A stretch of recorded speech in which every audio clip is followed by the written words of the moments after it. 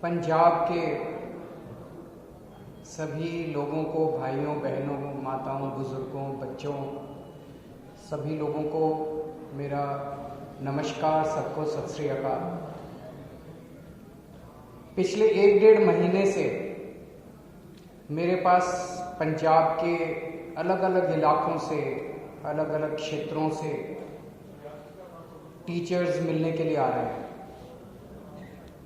College के teachers आ रहे हैं, कच्चे टीचर्स आ रहे हैं, पक्के टीचर्स आ रहे हैं, हर किस्म के टीचर्स आ रहे हैं, प्राइवेट स्कूलों के टीचर्स आ रहे हैं। उन्होंने बताया कि पंजाब में खासकर सरकारी स्कूलों का बहुत बुरा हाल है, बहुत ज़्यादा। 24 लाख बच्चे पंजाब के सरकारी स्कूलों में पढ़ते हैं। इन 24 लाख बच्चों का भविष्य अंधकार में है। पढ़ाई के नाम पे कुछ भी नहीं है। उन्होंने बताया कि बहुत सारे सरकारी स्कूल ऐसे हैं जिनमें एक भी टीचर नहीं है। 7वीं क्लास तक के स्कूल ऐसे हैं जिसमें एक भी टीचर नहीं है। कई स्कूल ऐसे हैं जिसमें केवल एक ही टीचर है सारी क्लासेस के लिए, 7 क्लासों के लिए एक ही टीचर है। और उन्होंने बताया कि सरकार ने उसके ऊपर पुताई करवा दी और उसके ऊपर लिख दिया स्मार्ट स्कूल। उनको स्मार्ट स्कूल बना दिया। जब 2015 में दिल्ली में हमारी सरकार बनी थी, दिल्ली के सरकारी स्कूलों का भी इतना ही बुरा हाल था, बहुत बुरा हाल था। सरकारी स्कूलों में, दिल्ली के सरकारी स्कूलों में भी पढ़ाई के नाम पे जीरो थे। लोग, अगर कोई गरीब आदमी थोड़ा सा भी पैसा कमा लेता था तो वो कोशिश करता था मैं अपने बच्चे को किसी बगल के प्राइवेट स्कूल में पढ़ा दूं। सरकारी स्कूल से नाम कटवा लेता था, प्राइवेट स्कूल में भेज देता था। लेकिन आज 7 साल के बाद दिल्ली के सरकारी स्कूलों की काया पलट गई है। बिल्कुल इतना शानदार काम हुआ है दिल्ली के सरकारी स्कूलों में कि उसकी चर्चा देश में नहीं, विदेशों के अंदर चारों तरफ उसकी चर्चा हो रही है। इस बार दिल्ली के सरकारी स्कूलों के नतीजे, अगर मैं अपनी तारीफ करूं तो उसका फायदा नहीं है। नतीजे कैसे आ रहे हैं? नतीजे 99.7% नतीजे आए हैं सरकारी स्कूलों। प्राइवेट स्कूलों के भी इतने अच्छे नतीजे नहीं है, प्राइवेट स्कूलों को पीछे छोड़ दिया। तो जैसे दिल्ली के सरकारी स्कूलों को ठीक किया, ऐसे ही पंजाब के सरकारी स्कूलों को ठीक करेंगे। अब हमें करना आता है और हमें ही करना आता है और किसी पार्टी को करना नहीं आता। कांग्रेस की कितने राज्यों में सरकार है देश के अंदर? पिछले 70 साल में कितने राज्यों में कांग्रेस की सरकार बनी? पंजाब में अभी कांग्रेस की सरकार है। उनसे तो नहीं हुए सरकारी स्कूल ठीक, उन्होंने तो और बेड़ा गर्क कर दिया। बीजेपी की कितने राज्यों में सरकार है, उनसे तो ठीक नहीं हुए। अभी इस सरकार के पहले अकाली दल की 10 साल तक सरकार थी पंजाब के अंदर, उनसे तो ठीक नहीं हुए।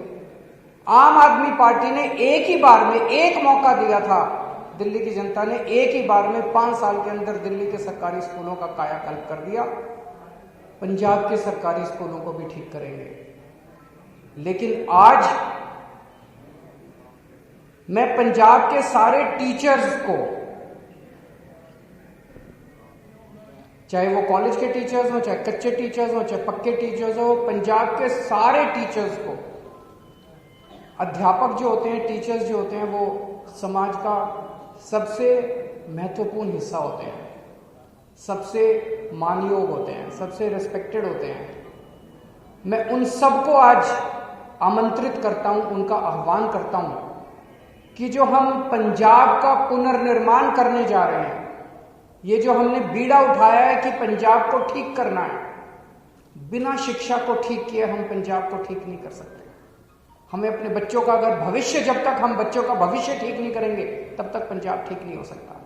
इसलिए उन सभी टीचर्स को मैं आज आमंत्रित करता हूं, आइए इस मुहिम में आप लोग शामिल होइए। आज मैं 8 टीचर्स को 8 गारंटी दे रहा हूं। आज केवल टीचर्स के लिए आया हूं। टीचर्स के कुछ ऐसे मसले हैं जिनको इमरजेंसी बेसिस के ऊपर उनका समाधान करना जरूरी है।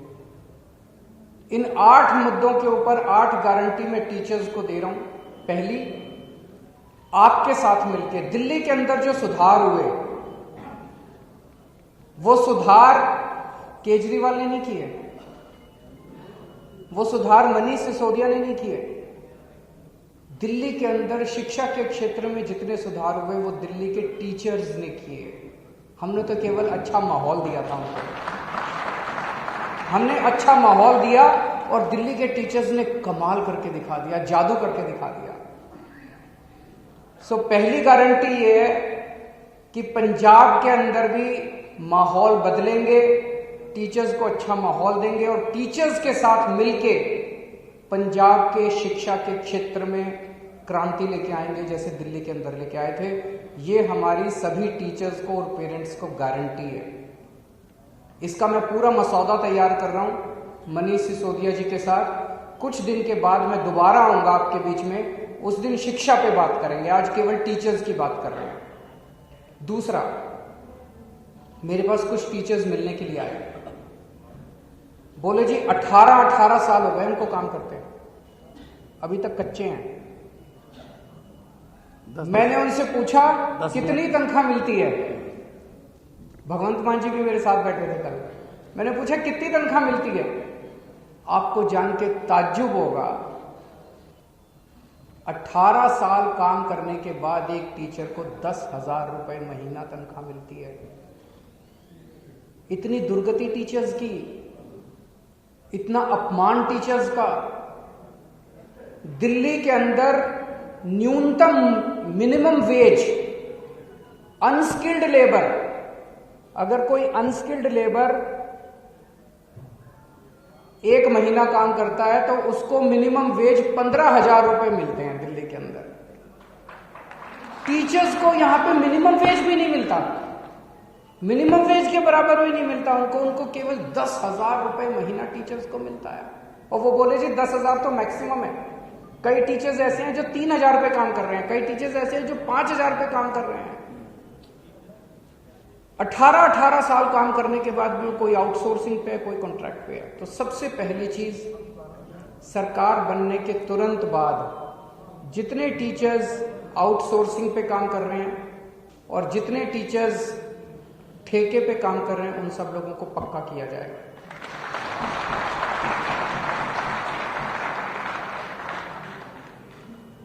ऐसे कई सारे कच्चे टीचर्स का चंडीगढ़ के पास धरना प्रदर्शन चल रहा है कई दिनों से।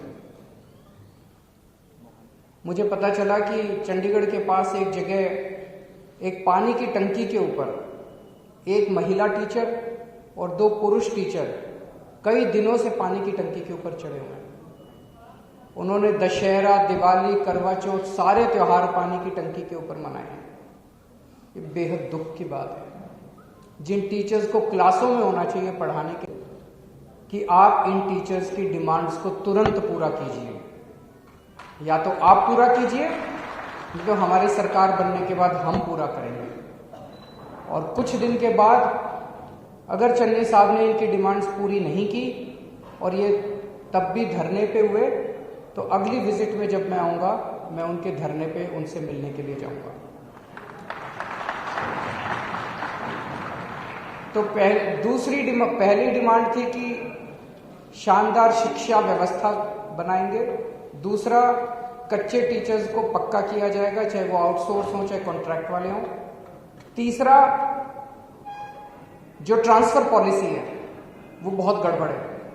कल एक टीचर मेरे से मिलने के लिए आए, उन्होंने कहा जी टीचरों की कमी है, तो कई टीचर्स को 2 ड्यूटी दे देते हैं, भाई ये तेरा चार्ज है और ये एडिशनल चार्ज है। उनका एक ड्यूटी एक स्कूल में है और दूसरी ड्यूटी दूसरे स्कूल में, 3 दिन स्कूल में, 3 दिन स्कूल में, और दोनों स्कूलों में 200 किलोमीटर का फासला है। बताओ कोई कैसे काम कर सकता है? एक आदमी के पास 2 चार्ज हैं, 3 दिन स्कूल में पढ़ाएगा, 3 दिन स्कूल में पढ़ाएगा, और दोनों स्कूल जो हैं 200 किलोमीटर दूर है। ये ट्रांसफर पॉलिसी बदलनी है। उन्होंने कहा कि जो थोड़ी सी आवाज उठाता है उसको ट्रांसफर कर देते हैं, और ऐसे ऐसे ट्रांसफर कर रखे हैं लोगों को तंग करने के लिए। दिल्ली में हमने ट्रांसफर पॉलिसी बदली। आज दिल्ली में साल के बिगिनिंग में हर टीचर से पूछते हैं कि आपको किस स्कूल में जाना है। हमें लगता है कि टीचर को दुखी करके आप बच्चे को सुखी नहीं कर सकते। अगर टीचर मन में दुखी है वो बच्चों को अच्छा पढ़ाएगा ही नहीं। 24 घंटे उसके मन में कुड़कुड़ रहेगी, कहां फंस गया यार मैं, ट्रांसफर। वो कोशिश करता रहेगा ट्रांसफर कराने की अपनी, उसका 90% टाइम बच्चों को पढ़ाने में नहीं जाएगा। तो इसीलिए हमने दिल्ली में यह तय किया कि हर टीचर को उसकी मन मर्जी की उसके घर के पास देंगे उसका स्कूल। उसको घर से दूर भेजने की क्या जरूरत है। हर टीचर से पूछा जाता है, आप बताओ आप कौन से स्कूल में जाना चाहते हैं। कोशिश की जाती है कि सभी टीचर्स को उनके मनमाफिक स्कूल दे दिया जाए, लेकिन अगर कहीं नहीं हो पाता उनको फिर उसके पास का कोई स्कूल दिया जाता है। वही ट्रांसफर पॉलिसी पंजाब में लागू की जाएगी। ट्रांसफर पॉलिसी पारदर्शी होगी, ट्रांसपेरेंट होगी, और टीचर्स को उनके मन मुताबिक उनकी मर्जी का स्कूल दिया जाएगा। चौथी चीज, पूरे देश की ये दुर्दशा है कि टीचर्स से सारा काम कराते हैं टीचिंग के अलावा, पढ़ाने के अलावा उनसे बीएलओ का काम कराते हैं, उनसे पंजाब के कई टीचर्स ने बताया क्लर्की का काम कराते हैं। कई डिपार्टमेंट्स में डेटा एंट्री ऑपरेटर रखा हुआ है, टीचर्स को स्कूल से निकाल के डेटा एंट्री ऑपरेटर रखा हुआ है, उनको क्लर्क बना के रखा हुआ है। उनसे बीएलओ का काम कराते हैं, उनसे जनगणना का काम कराते हैं, सारे काम कराते हैं, टीचिंग का काम नहीं कराते। बस दिल्ली में हमने आदेश पारित करके सारे काम विड्रॉ कर लिए। हमने कहा कि टीचर केवल टीचिंग का काम करेगा और टीचिंग के अलावा अब कोई टीचर बीएलओ नहीं है, कोई टीचर जनगणना का काम नहीं करता, कोई टीचर दूसरा काम नहीं करता। हाँ, अभी कोरोना के टाइम में जब स्कूल बंद थे उस वक्त हमने कोरोना का रिलीफ वर्क टीचर से कराया था।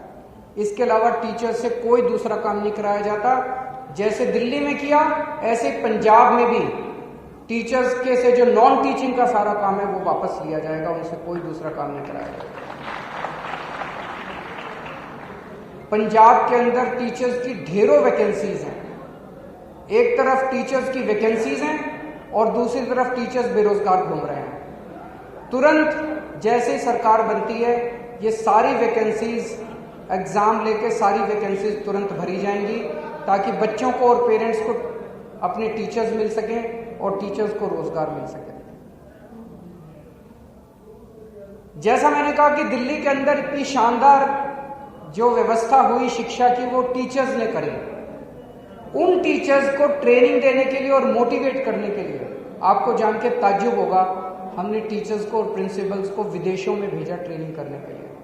हमारे टीचर्स फिनलैंड गए, कनाडा गए, न्यूजीलैंड गए, इंग्लैंड गए, अमेरिका गए।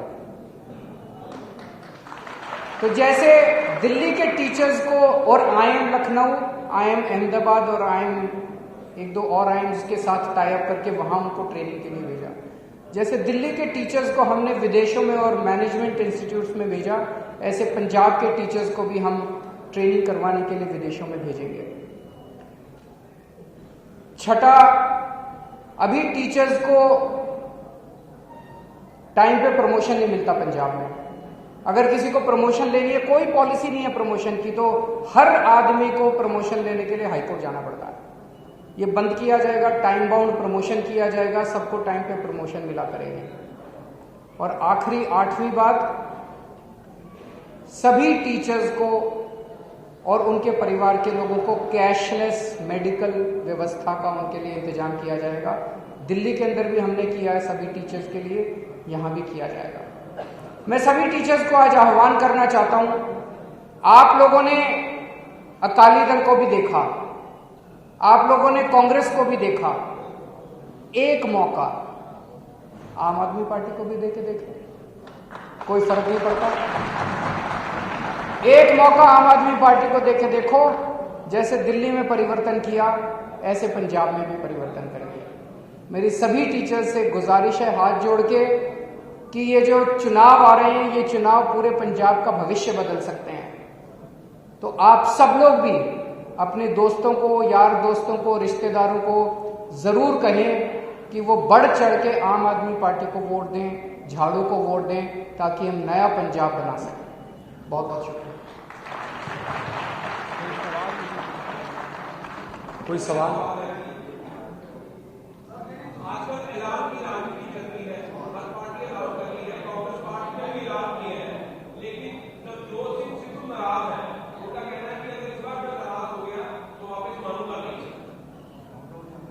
अगर इस पर नाराज हो गया तो मैं मानूंगा नहीं। कल बोला था।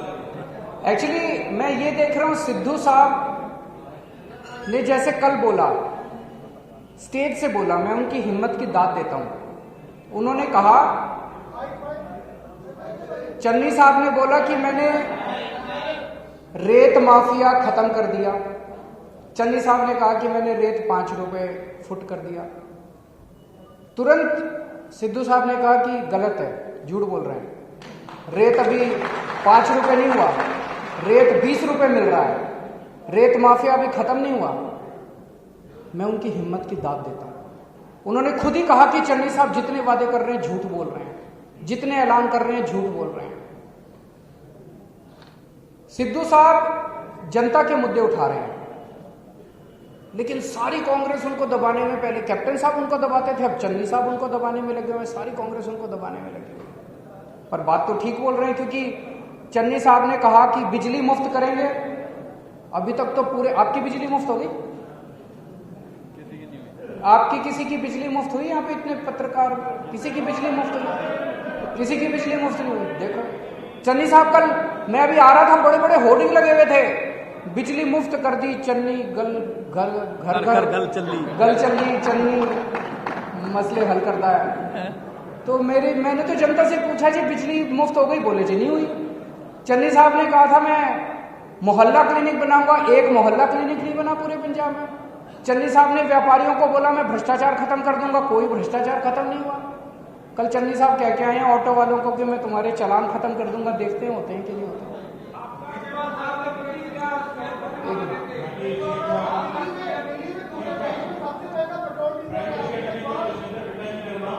हाँ जी,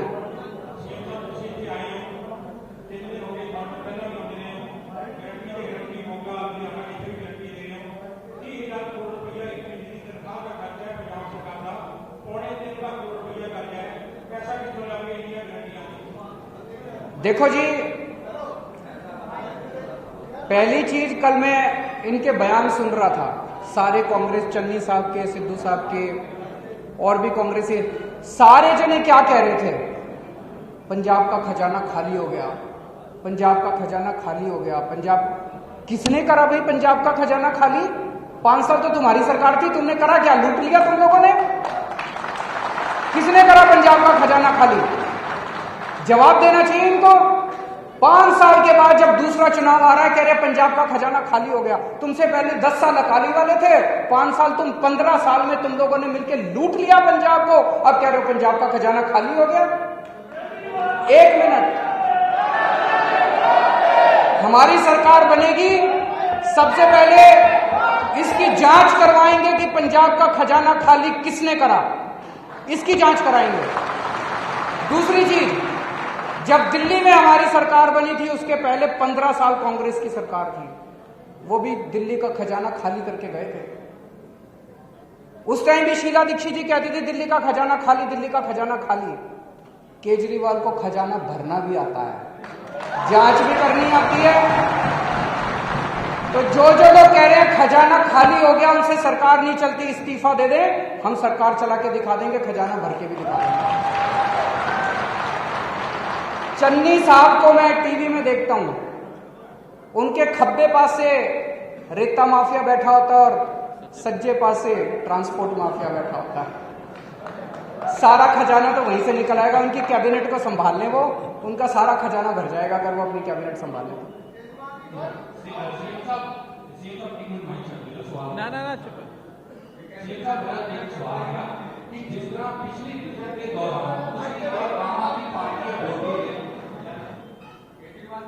आम आदमी पार्टी लगातार बोल रही है कि आम आदमी पार्टी एक गारंटी लेके आ रही है, आम आदमी पार्टी की गारंटी सरकार नहीं होती, पर इस वाली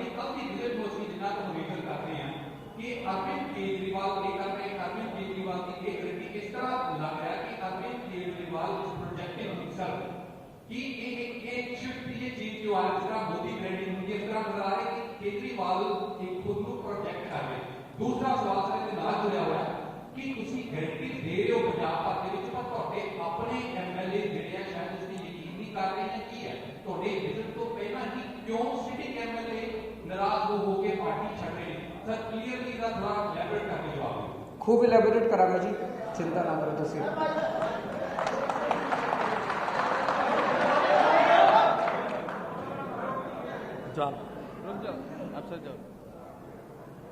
जनता को मेरे पे विश्वास है, पंजाब की जनता मुझे बहुत प्यार करती है, मैं पंजाब की जनता का बहुत मान करता हूँ और मैं अपने आप को सौभाग्यशाली समझता हूँ कि मुझे हमेशा पंजाब के लोगों का, पंजाब की जनता का इतना प्यार और इतना विश्वास मिला।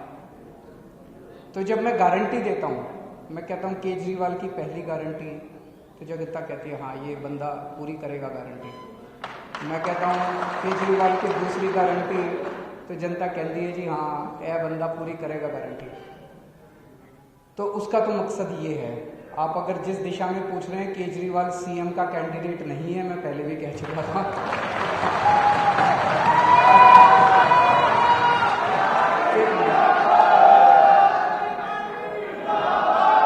दूसरा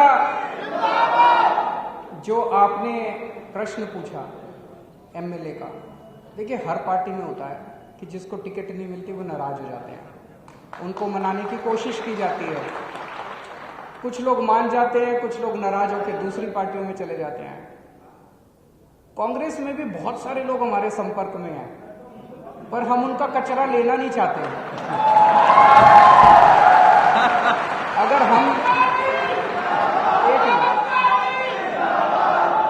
हम उनका कचरा लेना चालू कर दे, आज शाम तक मैं चैलेंज कर रहा हूं 25 कांग्रेस के एमएलए हमारी पार्टी में शामिल हैं। अगर ये कंपटीशन ही करना है कि उनके कितने और हमारे कितने, हमारे तो 2 ही गए हैं, उनके मैं चैलेंज कर रहा हूं 25 एमएलए और 2-3 एमपी हमारे संपर्क में, वो आना चाह रहे हैं।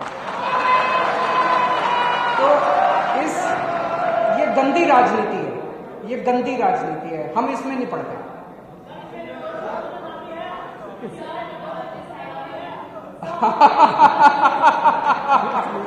उनका प्रश्न है कि क्या उसमें नवजोत सिंह सिद्धू का नाम भी है।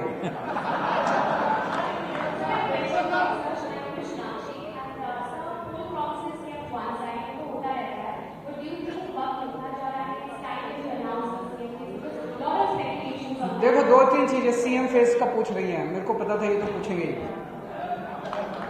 पहली चीज ये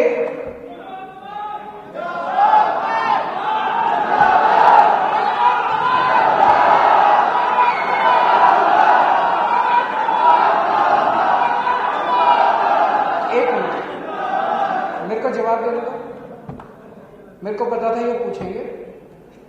सबसे पहले हर पार्टी या तो सीएम कैंडिडेट डिक्लेयर करती है और या नहीं करती है। अगर करती है, सीएम कैंडिडेट डिक्लेयर करने के बाद चुनाव फिर ऊपर ही जा सकता है, वो फिर नीचे नहीं आ सकता, वो पीक पे ही जा सकता है। जो पार्टी चुनाव के पहले ये रणनीति बनाती है कि हम सीएम कैंडिडेट डिक्लेयर करेंगे, वो बिल्कुल चुनाव के करीब आने के ऊपर करती है, कोड लगने के करीब आने पे या कोड लगने के बाद करती है। मैं आपको उदाहरण देता हूँ, पिछली बार कैप्टन साहब को चुनाव 4 फरवरी को थे, कैप्टन साहब को 1 हफ्ता पहले कांग्रेस ने एक सीएम कैंडिडेट डिक्लेयर किया था। अभी तक कांग्रेस पार्टी ने, रूलिंग पार्टी है पंजाब की, उन्होंने अपना सीएम क्या, वो नहीं बता रहे कि सिद्धू साहब बनेंगे, कि रंधावा बनेंगे, कि चन्नी साहब को ही कंटिन्यू करेंगे, वो भी बता ही नहीं रहे। उधर उत्तर प्रदेश में चले जाओ, उत्तर प्रदेश में योगी साहब को उनके डिप्टी सीएम 2-3 डिप्टी सीएम सारे कह रहे हैं जी इस बार सीएम कैंडिडेट नहीं करेंगे, हम तो लोटस पे, कमल पे चुनाव लड़ेंगे। उत्तर प्रदेश में बीजेपी का सीएम कैंडिडेट कौन होगा पता ही नहीं है। उत्तराखंड के अंदर बीजेपी का सीएम कैंडिडेट कौन होगा पता ही नहीं। कांग्रेस का सीएम कैंडिडेट कौन होगा, हरीश रावत होंगे कि उनके वो होंगे पता ही नहीं है। गोवा के अंदर चुनाव हो रहे हैं, गोवा के अंदर बीजेपी का सीएम कैंडिडेट रोज बेचारा सीएम घूम रहा है, दिल्ली के चक्कर काट रहा है मेरे को सी। अभी किसी पार्टी ने डिक्लेयर नहीं किया। मैं आपको ये एश्योरेंस दे रहा हूं, बाकियों से पहले कर देंगे हम।